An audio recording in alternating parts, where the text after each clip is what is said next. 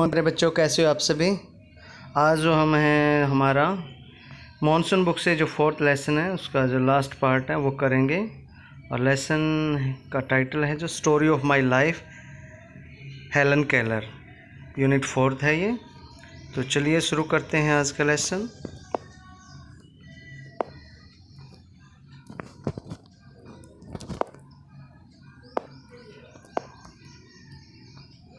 तो प्यारे बच्चों, हमने जो लेसन है ये जो कर लिया है, कहाँ तक किया है हमने, यस।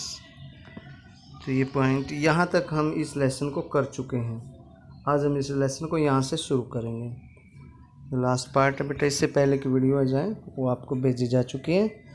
और फिर भी कोई दिक्कत है आपको तो मेरे से बात करें, तो मैं आपको दोबारा से सभी वीडियोज़ है वो फॉरवर्ड कर दूँगा। We walk down the path to the well house. Well house कुएँ का घर। क्या होता है कि जैसे आप कभी जो हिसार साइड गए हो, कभी हरियाणा में कैथल साइड या जींद साइड, वहाँ पे क्या होता है, जो एक कुआँ है, कुआँ बना होता है। यहाँ पे ये देखिए, ये बिल्कुल सिंपल से कुआँ है और कुएँ के ऊपर एक हट बनाई हुई है, हट। तो जैसे कुआँ होता है, वेल होता है, वेल, और इसके ऊपर एक हट सी बना देते हैं ऐसे। तो ये हट है, ये ठीक से नहीं बनी मेरे से, हाँ, कुछ ऐसे हट बना देंगे उसके ऊपर, ऐसे ऐसे ये हट होगी, टोपी सी उसके ऊपर, जैसे यहाँ पे ये दिखाई गई है। तो इसको बोलते हैं well house. We walk down the path to the well house. Walk down the path, रास्ते पर गए, to the well house, well house की ओर हम चल पड़े। वी दोनों, कौन कौन दोनों, हेलन केलर और उसके टीचर, तो दोनों हैं वो वेल हाउस की ओर गए। Attracted by the fragrance, fragrance होता है सुगंध, सुगंधी, स्वीट स्मेल। अट्रैक्टेड बाय, आकर्षित थे हम, सुगंध से, ऑफ द हनी सकल, हनी सकल जो फ्लावर के प्लांट्स होते हैं उनसे जो सुगंध आ रही थी, उनसे हम काफ़ी सारे जो आकर्षित हो रहे थे, हम उनसे खींचे जा रहे थे। With which it was covered, जिसके साथ ये ढका हुआ था। क्या ढका हुआ था? पाथ, रास्ता। तो एक बार फिर देखिए इस लाइन को। We walk down the path to the well house, हम वेल हाउस की ओर जाने वाले रास्ते पर चल पड़े। जो मीठी सुगंध से हम आकर्षित हो चुके थे, जो हनीसकल के फ्लावर्स की थी वहाँ पे, जिससे वो रास्ता ढका हुआ था। पूरा रास्ता हनीसकल के प्लांट से ढका हुआ था और उसकी सुगंध से आकर्षित हुए हेलन केलर और उसकी टीचर, जो कुएं के रास्ते की ओर आगे बढ़ रहे थे। Someone was drawing water and my teacher placed my hand under the spout. Someone, कोई क्या है, वॉज ड्राइंग द वाटर, पानी खींच रहा था कुएं से, और my teacher placed my hand under the spout, और मेरे टीचर ने मेरा हाथ है वो स्पाउट के नीचे रख दिया। स्पाउट क्या होते हैं? जहाँ से पानी निकलता है कुएं का, एक जैसे ड्रेन या पाइप सी थी जो जिस पे पानी डाला जाता है, उड़ेला जाता है, तो वहाँ से बाहर पानी निकलता है, एग्जिट ऑफ वाटर। तो वहाँ पे समवन वॉज ड्राइंग वाटर, कोई पानी खींच रहा था और मेरे टीचर ने मेरा हाथ है वो स्पाउट के नीचे रख दिया। Placed my hand under the spout as the cool stream gushed over one hand. Cool stream, cool stream मतलब ठंडे पानी की धारा, गस्ट काफ़ी मात्रा में, गस्ट ओवर वन हैंड मेरे हाथ पे गिरने लगी। तो कोई पानी खींच रहा था कुएं से और फिर उसने पानी खींच के वो स्पाउट में डाल दिया, और स्पाउट के नीचे जो हेलन केलर ने अपना हाथ रख दिया, उसके टीचर ने उसका हाथ रख दिया। तो वहाँ से एक ठंडे पानी की बहुत एक बड़ी धारा उसके हाथ पे गिरने लगी। ओवर वन हैंड, एक हाथ पर उसके। She spelled into the other the word water, और सी मतलब उसके टीचर हेलन केलर ने spelled into the other, spelled into the other, दूसरे हाथ में, इनटू द अदर मतलब दूसरा हाथ, दूसरे हाथ में उसने उसके लिए नाम लिख दिया। क्या था? द वाटर, वाटर उसको है ना हाथ पे, उंगली पे, जैसे उसने टच करके हथेली पे, अपनी उंगली से टच किया हथेली को और उस पर वाटर ऐसे मार्क कर दिया वहाँ पे, ठीक है, जिससे उसको एहसास हो गया कि उसकी टीचर उसको वाटर के बारे में बताना चाहती है, वाटर उसको सिखाना चाहती है कि ये वाटर होता है, और इस तरीके से अगर वो छुएगी तो उसको एहसास हो जाएगा कि वाटर के बारे में बात हो रही है। तो as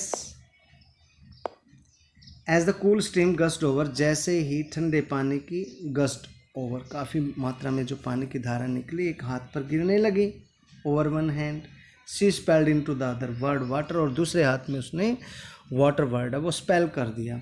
first slowly then rapidly, पहले धीरे धीरे उसको बताया, फिर तेजी से जल्दी से उसको बता दिया।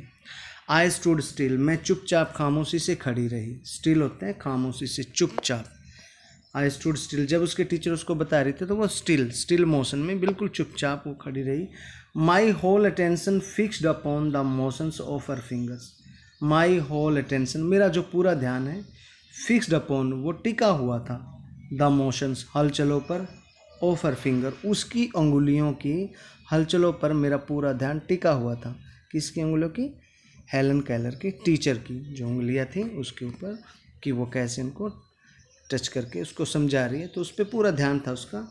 Suddenly I felt a misty consciousness, suddenly अचानक से मुझे महसूस हुआ, मिस्टी धुंधली सी एक जागरूकता, एक धुंधली सी सजगता मेरे अंदर आई, कॉन्शियसनेस सजगता, जागरूकता, अलर्टनेस मेरे अंदर आई।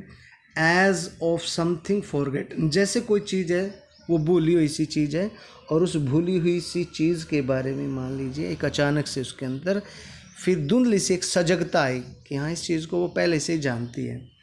ए थ्रिल ऑफ रिटर्निंग थॉट, और उसके अंदर एक उत्सुकता उभरी, थ्रिल उभरा, ऑफ रिटर्निंग थॉट, एक दोबारा विचार उसके पास लौट कर आया था, उसको पता लगा था कि पानी है, वाटर है, और वो उसकी टीचर उसको समझाना चाहती है कि ये वाटर है, और इस चीज़ के बारे में वो पहले से ही जानती है। तो एक फॉरगेटन सी थॉट है उसके पास, वो दोबारा से लौट कर आई, उत्सुकता बस। As somehow the mystery of language was revealed to me, as somehow, और जैसे ही, एंड समहाउ, और किसी न किसी तरीके से, द मिस्ट्री ऑफ लैंग्वेज, भाषा का रहस्य, मिस्ट्री रहस्य, ऑफ लैंग्वेज भाषा का रहस्य, वॉज रिवील्ड टू मी, वो मेरे लिए रिवील हो गया, खुल गया, भाषा का रहस्य मेरे लिए खुल गया, उसका भेद खुल जाना, रिवील होता है भेद खुल जाना, the secret was disclose to her, तो वो भाषा की जो रहस्य की भाषा क्या होती है, अब उसको एहसास हो चुका था लैंग्वेज के बारे में कि ये लैंग्वेज होती है जिसको दूसरे को समझाने के लिए कोई माध्यम वो बनाया जाता है, चाहे वो संकेत हो, चाहे वो बोलकर हो, या वो फिर वो रीड करके हो। तो ये क्या है, उसको अब पता लग गया था, ऐसा भाषा का रहस्य उसको पता लग गया था।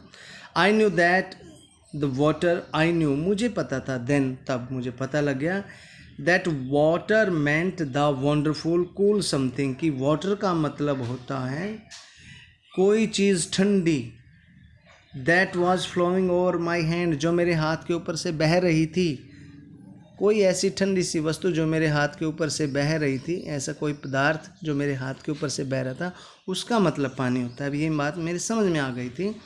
That living word awoken my soul, ये जो संजीव शब्द थे, जिंदा शब्द थे, संजीव लिविंग वर्ड थे, अवोकन माई सोल, मेरी आत्मा को इन शब्दों ने जगा दिया, यानी कि मेरी आत्मा इन शब्दों को जानने लगी, पहचानने लगी, मुझे एहसास होने लगा। Woken my soul, give it light, और मेरे इसमें आत्मा में, मेरे मस्तिष्क में, मेरे जीवन में प्रकाश भर दिया, यानी कि प्रकाश, कौन सा प्रकाश, जिससे चीज़ें दिखने लगी, उसको पहले दिखाई तो पहले भी नहीं दे रहा था, उसको एहसास होने लगा था। गिव इट लाइट मतलब उसको नॉलेज होने लग गया था उन चीज़ों से, उसके अंदर लाइट फिल कर दी, उम्मीद जगा दी, जॉय, सेट इट फ्री, और उसे बिल्कुल आज़ाद कर दिया, उन्मुक्त कर दिया, अब उसको पता लग गया था। एक बार से फिर देखिए, दैट लिविंग वर्ड, उस सजीव से शब्द ने मेरी आत्मा को जगा दिया और मुझे रोशनी से भर दिया, प्रकाश से भर दिया, उम्मीद से भर दिया, खुशी से भर दिया, और मेरी आत्मा को सेट इट फ्री, जागृत कर दिया, आज़ाद कर दिया। देयर वर बैरियर्स स्टिल, लेकिन ऐसा नहीं था कि अभी भी मुश्किलें नहीं थी। देयर वर बैरियर्स स्टिल, अभी भी, स्टिल मीन्स अभी भी वहाँ पे मुश्किलें थी, बैरियर्स थे। इट इज़ ट्रू, ये बात सच है कि वहाँ पे अभी भी मुश्किलें थी। But barriers that could in time be swept away, लेकिन ऐसे बंधन थे वो जो कि एक समय आने पर could be swept away in time, time में वो क्या है, एक दिन वो खुद ख़त्म हो जाएंगे, स्वेप्ट अवे, समय के साथ वो सारे रिमूव हो जाएंगे वहाँ से। तो अब उसको ये एहसास हो चुका था।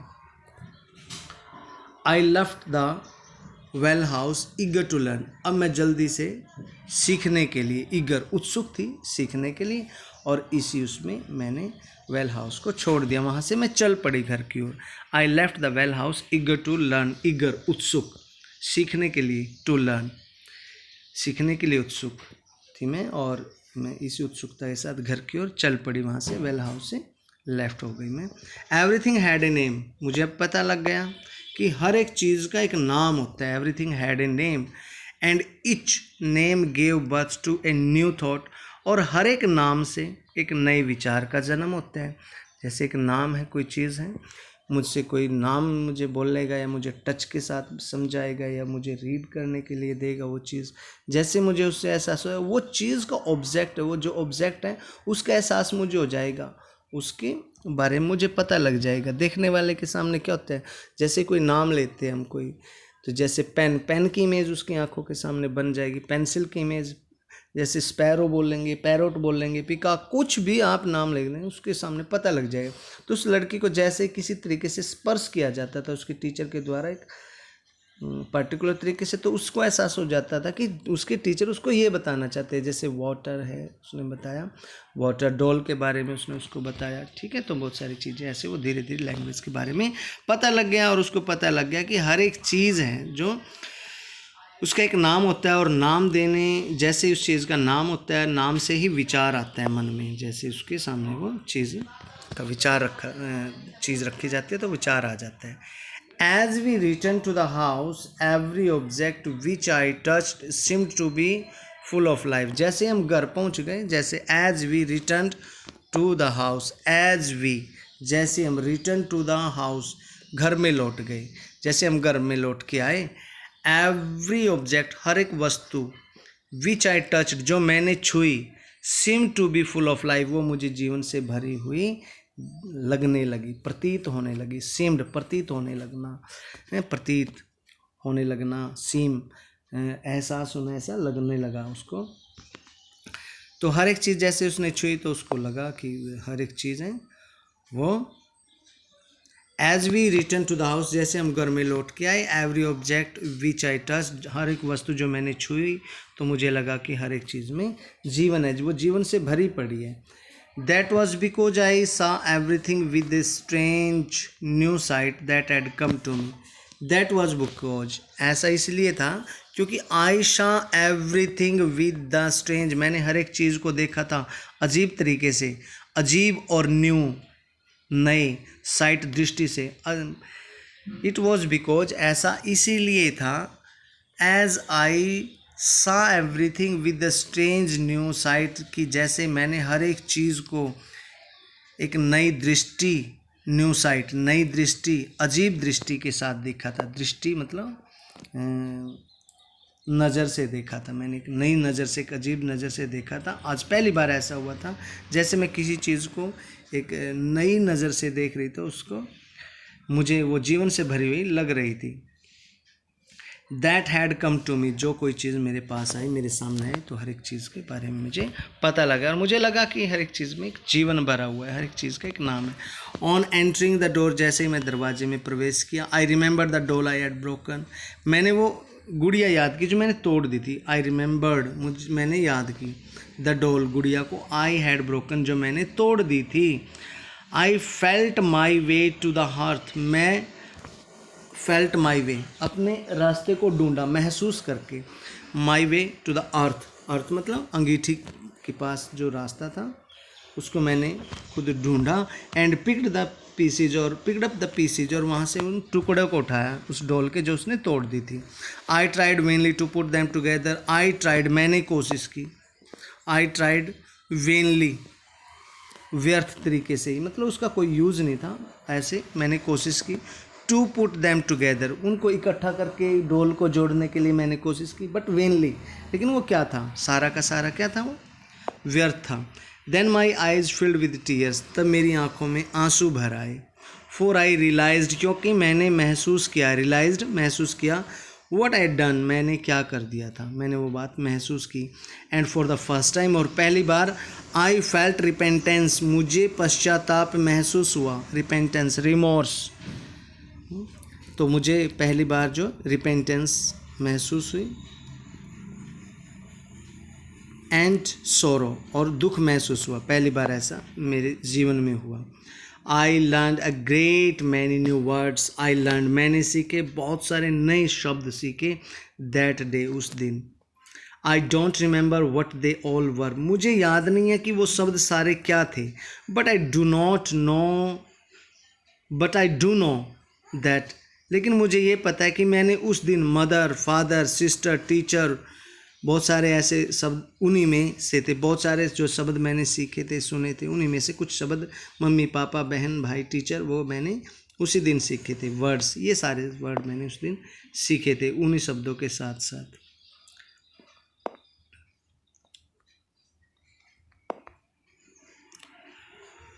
वर्ड्स, शब्द सीखे थे that were to make the world blossom for me, ऐसे शब्द जो इस संसार को मेरे लिए बोझम बना दिया, जिन्होंने इस संसार को मेरे लिए पात्र बना दिया, संजीव बना दिया, इस संसार को, दुनिया को मेरी संजीदा बना दिया, बोझम कर दिया, ऐसे वर्ड्स, वो वर्ड्स सीखे that were to make the world blossom for me, जो जिन्होंने मेरे लिए इस संसार को संजीव कर दिया, रियल बना दिया कि ये दुनिया है, क्योंकि इससे पहले उसको था ही नहीं, वो डीफ एंड डम्प थी, उसको पता ही नहीं था क्या लाइफ है, जीवन क्या है, वो खुद अपने आप को नहीं समझ पा रही थी, क्योंकि कोई एहसास नहीं, सेंटिमेंट्स, पैशंस, कुछ नहीं था उसके पास।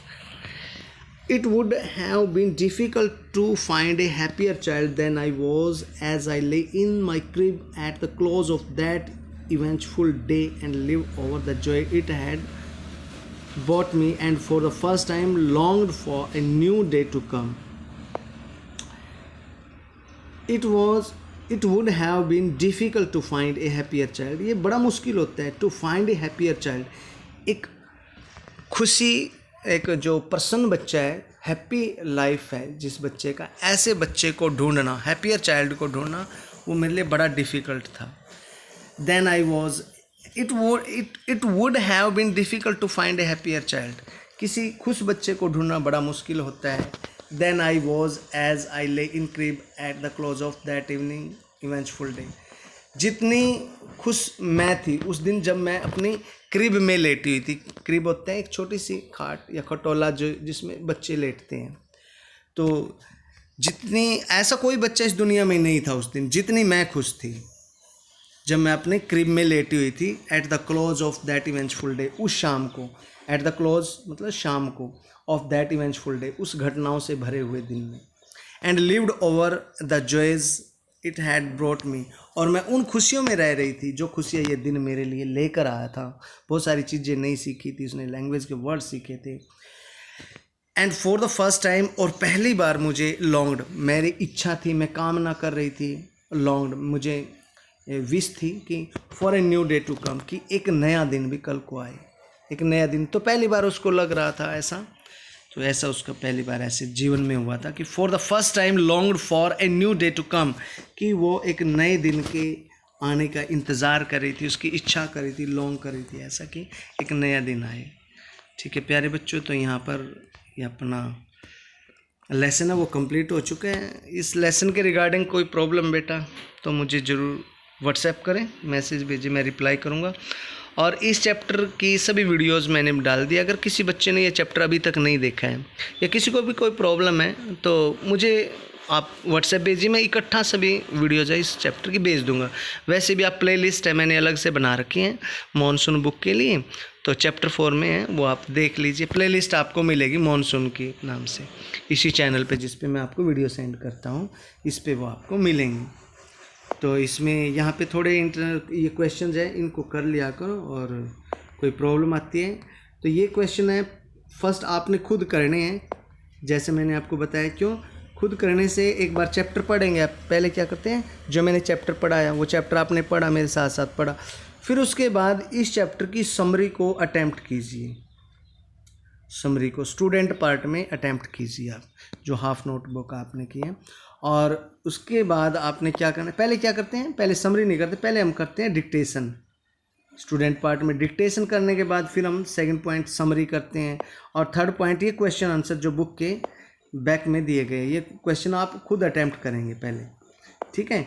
करने का तरीका क्या है, क्वेश्चन आप पेन से लिखें और आंसर है पेंसिल से लिखें, क्योंकि गलती होती है ना, सेंटेंस बनाना सीखना है, अपने जो चैप्टर में पढ़ा है वो इमोशंस या कोई भी किसी क्वेश्चन का जो लॉजिकल आप आंसर लिख रहे हो तो अपने विचारों से अपनी थॉट को लिख रहे हो ना, वहाँ पेंसिल से लिख रहे हो आप, तो उसमें सेंटेंस मेकिंग में प्रॉब्लम आ सकती है। तो इसी वजह से मैं कहता हूँ बेटा वो आप या पेंसिल से लिखेंगे, ताकि इरेज करके सेंटेंस फिर दोबारा से आप ठीक कर सके जब आप समझाया जाए, आपको टैली करवाया जाए। तो ये चीज़ आप करेंगे। इसमें तीनों पार्ट हैं वो आपके दिए हुए, ये पार्ट ए है इसके, और बी, और जो यहाँ पे एक सी पार्ट है, तीन ही पार्ट है। फिर इसके बाद राइट और टॉक होते हैं। इसमें सी पार्ट यहाँ पे नहीं है, लेकिन आपकी बुक में है, मैंने जो PDF बनाया था उसमें नहीं ले पाया उस चीज़ को, ठीक है। तो ये ध्यान रखेंगे बेटा। फिर हम ये क्वेश्चन आंसर वो टैली करेंगे। जैसे what was the name of Helen Keller teacher, ये आप चैप्टर पढ़ेंगे ना, उसी के अंदर नेम है, तो the name of Helen Keller teacher was, क्या है, वाज है ना, तो वाज ही लिखेंगे, इज नहीं लिखेंगे। जो was dash dash dash dash, जो भी है चैप्टर पढ़े और वहाँ से आप उसका आंसर फाइंड आउट करें। जैसे how old was Helen when she first met her teacher, कितने वर्ष की थी जब वो अपने टीचर से मिली थी, है ना। तो आपको पता है कि 3 मंथ्स में वो डिसेबल हो गई थी, तो आगे 3 मंथ्स के बाद वो फिर अपने टीचर से कितने ईयर्स की थी, ये चैप्टर में आपने मिलना है। मैं आपको ये नहीं बताऊंगा क्योंकि आपने चैप्टर पढ़ के ये चीज़ आपने खुद निकालनी है वहाँ से। तो थर्ड है हमारा, मैं आपको टैली करवाऊंगा, तब इनके आंसर आपको पता लगेंगे, तब आप मैच कर लेंगे, टैली करेंगे। What was the first word that Helen learn from a teacher, अपने टीचर से पहला शब्द उसने कौन सा सीखा। What was the path to the well house covered with, किससे ढका हुआ था, वो जो कुएं तक जाने वाला रास्ता था वो किससे ढका हुआ था, जो वेल हाउस तक किससे ढका हुआ था, वो फ्लावर्स थे, किसके फ्लावर्स थे, वो देखिए फ्लावर प्लांट्स थे, उन फ्लावर प्लांट्स का क्या नाम था, आप इस चैप्टर में पढ़ेंगे।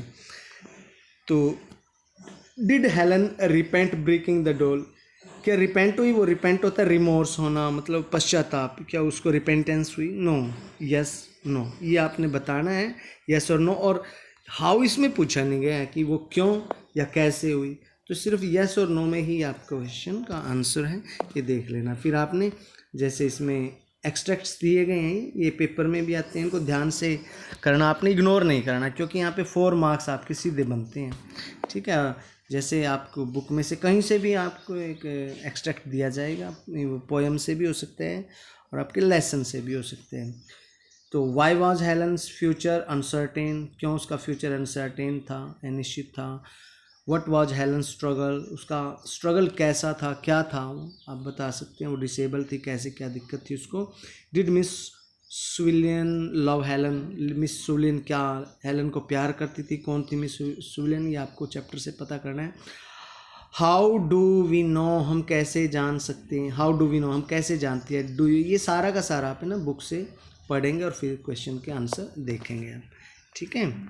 तो उम्मीद करता हूँ बच्चों आपको ये पूरा लेसन समझ में आया होगा। इस लेसन को एक बार आप खुद पढ़ेंगे, फिर इसके डिक्टेशन करेंगे स्टूडेंट पार्ट में, फिर समरी करेंगे, फिर आप क्वेश्चन आंसर ABC तीनों पार्ट है वो इंटरनल के बतौर आप करेंगे, क्योंकि क्लास में होते तो इंटरनल मैं लिखवा भी देता आपको, और ऐसा कोई नहीं है क्योंकि काफ़ी सारा मटेरियल हमारे पास, इतना संभव भी नहीं हो पाएगा कि आप बच्चे कर पाएँ, क्योंकि ये भी देखना है ना कि आप कर कितना पा सकते, कैपेसिटी क्या रहेगी, काफ़ी सारा काम है इसके साथ, तो एक्स्ट्रा मुझे नहीं लगता कोई काम देने की ज़्यादा ज़रूरत होगी आपकी।